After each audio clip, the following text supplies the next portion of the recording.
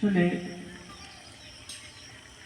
নরোত্তম দাস ঠাকুর আপনি যেখানে দেখবেন যে গৌরাঙ্গ বাড়িতে আছে, এটা আমরা তৎকালীন সময়ে জমিদার ছিল। আর আপনার আজকে সকালবেলা জয় মহাপ্রভু বলেছিলেন যে এই পদ্মায় যখন চৈতন্য মহাপ্রভু যশ মানে শ্রীহট্ট হয়ে যখন উনি আবার নবদ্বীপে ফিরে যাচ্ছিলেন, তখন তিনি এই পদ্মার কাছে নরোত্তম দাস ঠাকুরের জন্য প্রেম গচ্ছিত রাখেন।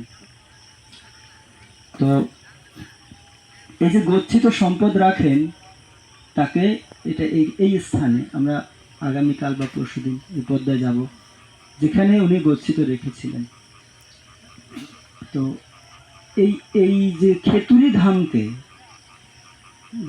যখন কৃষ্ণ লীলা করছিলেন, কৃষ্ণকে বলা হয় লীলা পুরুষোত্তম, আর চৈতন্য মহাপ্রভুকে বলা হয় প্রেম পুরুষোত্তম। ঠিক আছে, তো এখন এই স্থান দুইটারই সমন্বয়, দুইটাই এখানে আছে। এক, বৃন্দাবনের সেই লীলা পুরুষোত্তমের যে আসলে মাধুর্য ভাব, সেটাও আছে। আর এই নবদ্বীপ বা জগন্নাথপুর, এটাকে বলা হয় বিরহ ক্ষেত্র, সেটাও মাধুর্য ভাব, সেটাও এখানে বা প্রেম দান করেন, সেই প্রেম ভাবও এখানে রয়েছে। এই দুইটাই এখানে রয়েছে। আর বিশেষ করে নরোত্তম দাস ঠাকুর যখন উনি ওনাকে বলা হয় বিরহ ভক্ত। যখন চৈতন্য মহাপ্রভু, নিত্যানন্দ প্রভু এবং অদ্বৈত আচার্য ওনারা যখন লীলা সম্বরণ করলেন, ঠিক তখন এই নরোত্তম দাস ঠাকুর, শ্যামানন্দ প্রভু এবং শ্রীনিবাস আচার্য, ওনারা তিনজন ঠিক তখন গিয়ে পৌঁছালেন তাদের সাথে সাক্ষাৎ করার জন্য। পেতে পেতে হারিয়ে ফেলেছে, সেজন্য তাদেরকে বলা হয় বিরহ ভক্ত। আর এই যে নরোত্তম দাস ঠাকুর, তার গুরুদেবের নাম হচ্ছে, কে জানেন? লোকনাথ গোস্বামী। তো এই লোকনাথ গোস্বামীর কাছে তিনি 17 বার গিয়েছেন তার করুণা লাভ করার জন্য। 16 বার পরাজিত হয়েছেন, পারেননি। 17 বারের বার সে তার কাছ থেকে করুণা লাভ করতে পেরেছিলেন। তো ঠিক এই লোকনাথ গোস্বামী এবং নরোত্তম দাস ঠাকুর উনি অনেক দিন বৃন্দাবনে তপস্যা করেন। নরোত্তম দাস ঠাকুর, তো নরোত্তম দাস ঠাকুর বৃন্দাবনে এই যে ভক্তি গীতি, এই সম্বন্ধে অনেক শিক্ষা লাভ করেন শিল জীব গোস্বামী তাদের কাছ থেকে। আমাদের যে স্বর গোস্বামী আছে, তাদের মধ্যে সব থেকে ছোট কনিষ্ঠ হচ্ছে জীব গোস্বামী, রূপ সনাতনের ভাইয়ের ছেলে, অনুপমের ছেলে হচ্ছে এই জীব গোস্বামী। তো শিক্ষা গ্রহণ করার পর একদিন আকস্মিক একটা ঘটনা ঘটে যায় বৃন্দাবনে। এক বাবা এসে নরোত্তম দাস লোকনাথ গোস্বামীর কাছে জল চায়, যে আমাকে একটু জল দাও। তো এই লোকনাথ গোস্বামী তার দিকে ফিরেও তাকালেন, সে তপস্যা করছে। সেম প্রশ্ন আবার নরোত্তম দাস ঠাকুরকেও করেন, আমাকে একটু খাবারের জল দাও। তো নরোত্তম দাস ঠাকুর সে তপস্যা রেখে তাকে গিয়ে জল দেয়। গুরুদেব রেগে যায় যে তোমার এখনো গৃহস্থ মনোভাব আছে, হ্যাঁ, যে তুমি বৃন্দাবনে এসেছো কেন তপস্যা করতে? তো এই বৃন্দাবনে যারা আসে সবার খাবারের ব্যবস্থা করেন শ্রীমতী রাধারানী। তোমাকে কি সে দায়িত্ব দিয়েছে? তুমি তপস্যা বাদ দিয়ে তাকে দিলে কেন? যাই হোক, শাস্ত্রের ভ্যারাইটি যেরকম রয়েছে, বিভিন্ন ধরনের শিক্ষা আছে। তো তখন নরোত্তম দাস ঠাকুরকে তার গুরুদেব বলেন যে তোমার এই বৃন্দাবনে থাকার যোগ্যতা নাই, তুমি এখান থেকে চলে যাও, যাও গিয়ে গৃহস্থ হয়ে যাও। বুঝেছেন? সেই গুরুদেবের বাক্যে সে আবার ফিরে আসেন। কোথায়? এই খেতুরিতে এসে ওই যে গৌরাঙ্গ বাড়ি, ওখানে থাকতেন, এখানে সে তপস্যা করতেন। যেখানে সে তপস্যা করতেন, আমি যে শুরুতে আপনাদেরকে বলছিলাম এই স্থানটি দুইটাই, একটা হচ্ছে নরোত্তম দাস ঠাকুর যখন এখানে মন্দির প্রতিষ্ঠা করেন, 6টা মন্দির আছে, বিগ্রহ প্রতিষ্ঠা করেন, তখন এই পঞ্চদত্ত কেউই ছিল না, তারা সবাই এসেছেন তার কীর্তনে। নরোত্তম দাস ঠাকুর যখন এই বিগ্রহ প্রতিষ্ঠা করেন, আর জাহ্নবা মাতা নিত্যানন্দ প্রভুর স্ত্রী তিনি রান্না করেন, আর এই পঞ্চতত্ত্ব সবাই এসে এখানে কীর্তন করেন, নৃত্য করেন। তো সেই জন্য এখানে নবদ্বীপের ভাবও আছে। আবার নরোত্তম দাস ঠাকুর উনি যে শিক্ষা গ্রহণ করেছেন জীব গোস্বামী পাদের কাছে, উনি এখানে এসে ভক্তির একটা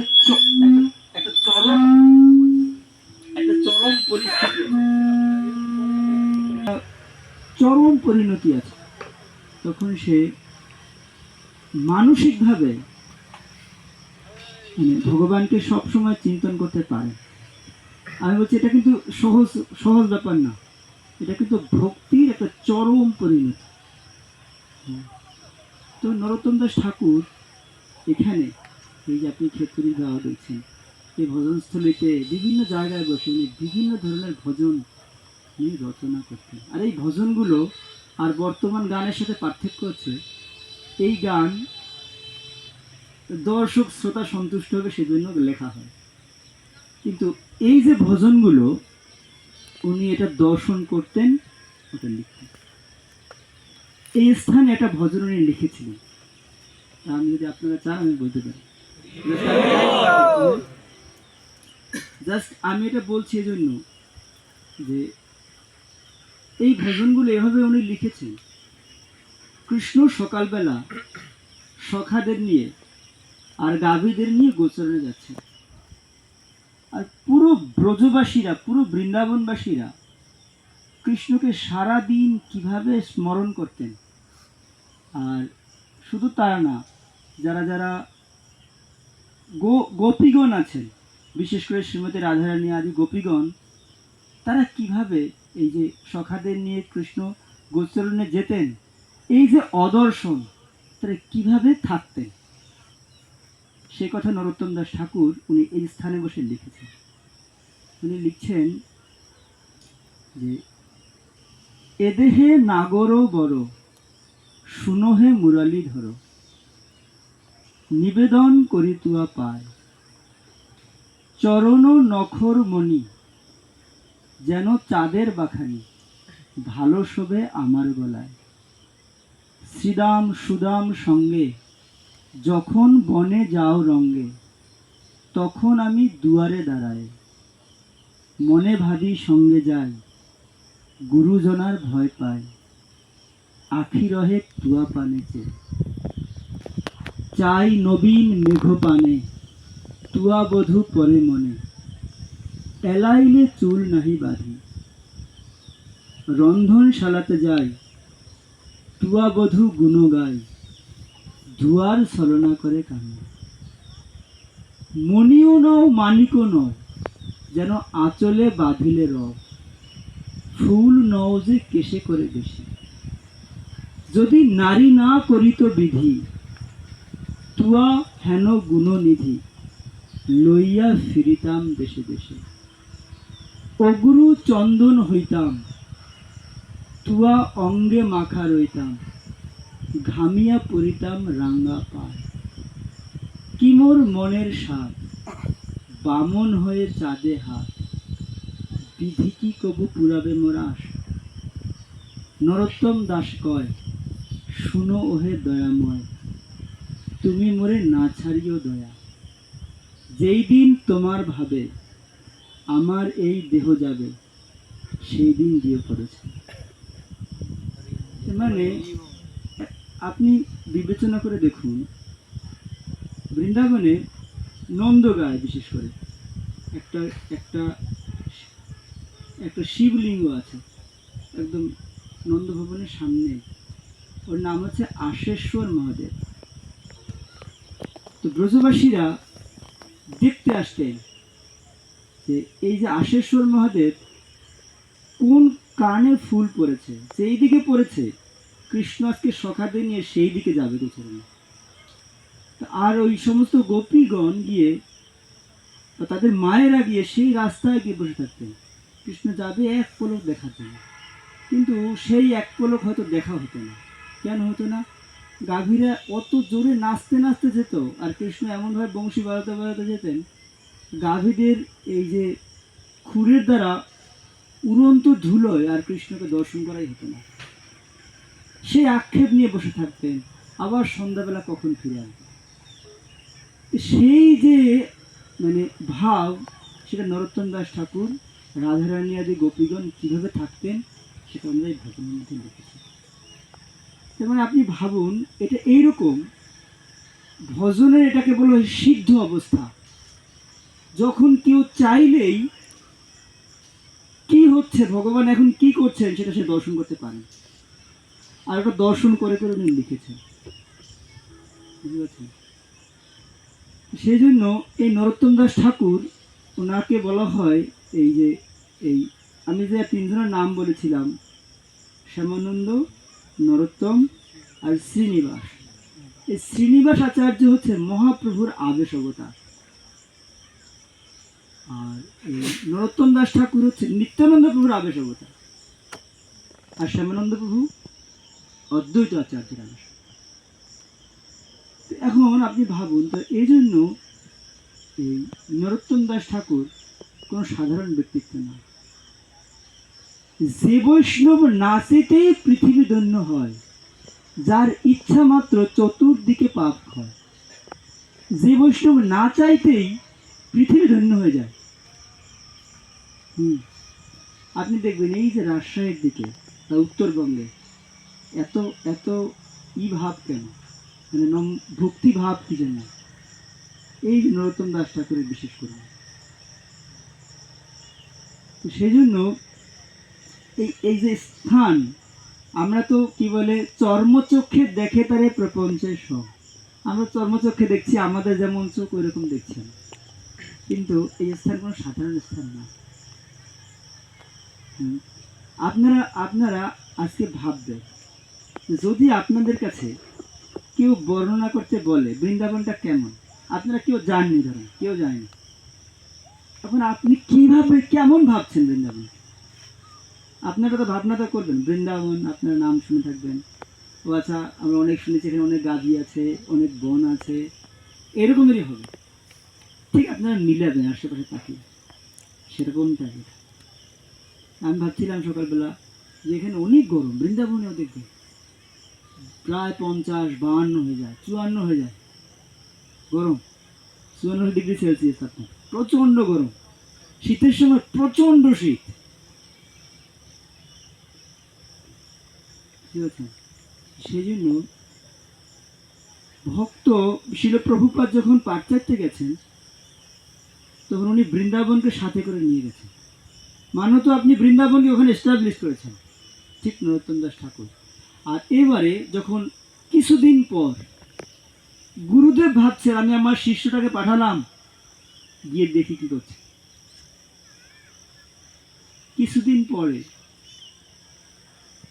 এই লোকনাথ গোস্বামীপাদ আসলেন, এই পদ্মা পার হয়ে আসলে জিজ্ঞাসা করতে করতে এই যে গৌরাঙ্গ বাড়ির কিছুটা অদূরে এসে দেখে দুইটা এই বালক খেলা করছে। জিজ্ঞাসা করছে কি, আচ্ছা নরোত্তমের বাড়ি, নরুর বাড়ি কোনটা? তো তখন ওরা বলছে, ও আপনারা কি আমার বাবার কথা বলছেন, আমাদের বাবার কথা বলছেন? তখন লোকনাথ গোস্বামী পাদ অবাক হয়ে গেলেন, আরে নরোত্তমকে সত্যি বিবাহ করে ফেললো।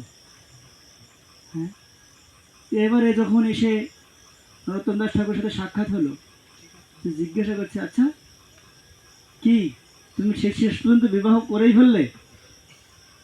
জিজ্ঞাসা করছে, গুরুদেব কেন? যে এখানে দুইটা যে ছেলে তোমার কথা বললো, যে কি আমার বাবার কথা বলছেন? তো তখন নরোত্তম দাস ঠাকুর বলছেন, না না গুরুদেব, গৌরনীতেই খেলা করছে ওখানে, বুঝতে পারছেন? ঠিক এই স্থান, এই এই এই ক্ষেত্রে ধাম, ঠিক আছে কি রাখবো? আর এক ছোট্ট একটা লীলা বলে শেষ করে দিব। হ্যাঁ, নরোত্তম দাস ঠাকুর যখন এইখানে এই বিগ্রহ স্থাপন করলেন, করার পরে এখানে আরো ৬-৭ জন ভক্ত নরোত্তম দাস ঠাকুরের সাথে থাকতেন। অনেকে অনেকে আসতেন দূর দূর থেকে এই নরোত্তম দাস ঠাকুরের কথা শুনে। একবার কি হয়েছে, বৃন্দাবন থেকে কিছু ভক্ত এসেছেন নরোত্তম দাস ঠাকুরের সাথে সাক্ষাৎ করতে।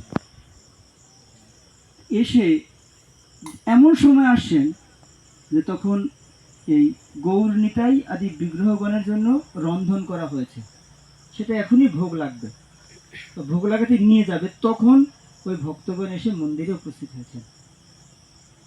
এবারে যখন ভক্তরা এসেছেন, তাহলে তাদের তো সমাদর করতেই হবে, তাদেরকে প্রসাদ দিতে হবে, সমাদর করতে হবে, আদর যত্ন করতে হবে। যেই আসলেন, তো তখন সাথে সাথে নরোত্তম দাস ঠাকুর বলে দিলেন কি, যে এই যে খাবারটা, এই প্রসাদটা তখন তো ভোগ লাগা হয়নি, কিন্তু ভোগ লাগেনি এখনো, ওনাদেরকে দিয়ে দাও, ওনারা তাড়াতাড়ি চলে যাবেন, শুধু নরোত্তম দাস ঠাকুরের সাথে সাক্ষাৎ করতে এসেছেন, এসেই আমরা চলে যাব। তো ওইটা ভোগ না লাগিয়েই দেওয়া হয়েছে কাদেরকে, এই সমস্ত ভক্তদেরকে। এবারে আবার নরোত্তম দাস ঠাকুর পাঠিয়েছেন যে যাও তাহলে আবার এই গৌরীটার জন্য রন্ধন করো। তো এই রন্ধন করো বলতে গিয়ে নরোত্তম দাস ঠাকুর চন্দ্রের মতো গেছেন, আর নরোত্তম দাস ঠাকুর স্বপ্ন দেখছেন যে আচ্ছা তুমি না লিখেছ যে তোমারও হৃদয়ে সদা গোবিন্দ বিশ্রাম, গোবিন্দ কহেন মম, আচ্ছা যদি গোবিন্দ কহেন মম বৈষ্ণব পরাণ, যদি গোবিন্দের পরাণটা যদি বৈষ্ণবের হয়ে থাকে, তাহলে বৈষ্ণব পেয়েছে, তাহলে এটা আমার পাওয়া হয় নাই, আমরাও কি সেটা করবো? হ্যাঁ, কারণ ভগবানের যারা মহান জন, তাদের সাথে এরকম মহান ইন্টিমেসি লীলা হয়। তো সেই জন্য নরোত্তম দাস ঠাকুর তিনি যে লিখেছেন ভজনে, আমার একটা বলার উদ্দেশ্য হচ্ছে যে শুধুমাত্র এটা শুধু ভজনই না, এটা যে যেমন আপনি ধরুন যখন পরীক্ষিত মহারাজ সুখদেব গোস্বামীকে ভাগবত কথা বলছেন, ওখানে উপস্থিত ছিলেন ব্যাসদেব, উপস্থিত ছিলেন নারদ মুনি, উপস্থিত ছিলেন পরশুরাম আদি তাদের সমস্ত শিষ্যরা। কেন কেন কেন এই জন্য প্রমাণ করতে যে এই যে সুখদেব গোস্বামী যে ভাগবত কথা বলছে সেটা পরীক্ষিত। কেন পরীক্ষিত? এই যে ব্যাসদেব তাকে শিখিয়েছেন, সে ব্যাসদেব এখানে বসা আছে, যদি সুখদেব গোস্বামী কিছু একটা ভুলভাল বলে ফেলে, তাহলে ব্যাসদেব বসা আছে, ব্যাসদেব বলবে না এরকম তো আমি বলিনি, বলবে কিনা? আচ্ছা, তাকে যে শিখিয়েছে নারদ মুনি, সে বসা আছে। নারদ মুনি ব্যাসদেবকে শিখাচ্ছেন, জানো আমি ছিলাম এরকম দাসীর পুত্র, এই মহাত্মাদের সন্তদের সেবা করার দ্বারা আমি নারদ মুনি হয়েছি। সেই কথা সে রিপিট করছেন কার সামনে? নারদ মুনির সামনে। আবার রিপিট করছেন এই যে ব্যাসদেব, তিনি এই শাস্ত্র লিখতে গিয়ে বিউলডার হয়ে গিয়েছিলেন, তিনি শান্তি পাচ্ছিলেন না। হ্যাঁ, সে কথা কে বলছে? এই ব্যাসদেব বলছে। কাকে বলছে? এই সুখদেবকে। সেই কথা আবার সুখদেব গোস্বামী পরীক্ষিতের সামনে, মানে কার? ব্যাসদেবের সামনেই বলছে। তার মানে এটা আমার বলার উদ্দেশ্য হচ্ছে, এটা যে প্রমাণিত প্রামাণিক শাস্ত্র, এখানে কোনো কিছু অ্যাড করা হয় না, এটা জাস্ট সেইম সাকসেশন প্রক্রিয়ায় নেমে এসেছে, সেটা প্রমাণ। ঠিক নরোত্তম দাস ঠাকুর উনি ওখানে লিখেছেন, ভগবান তার নিজস্ব জনদেরকে পাঠিয়ে সেটাকে প্রমাণ করেছেন,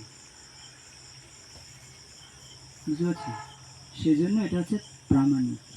আর এই যে নরোত্তম দাস ঠাকুরের বা ভক্তিবিনোদ ঠাকুরের ওনাদের যে ভজনগুলো, ইসকনের সর্বোত্তম একদম একদম লাস্ট যে কোর্স, সর্বোচ্চ ডিগ্রি, সার্বভৌম, সেই কোর্সের মডিউল বই হচ্ছে এই ভক্তিগীতি সঞ্চয়ন। আর নরোত্তম দাস ঠাকুরের কি ওনার লেখা আছে? প্রেম ভক্তি চন্দ্রিকা। সেই প্রেম ভক্তি চন্দ্রিকা হচ্ছে ওই মডিউল, ওই কোর্সের মডিউল বুক, বুঝতে পারছি? সর্বোচ্চ ডিগ্রি বলা হয় চৈতন্য চরিতামৃত, তার থেকেও শ্রেষ্ঠ। বুঝতে পারছো? শিল প্রপাত কি, সমবেত গৌর ভক্তবৃন্দ কি।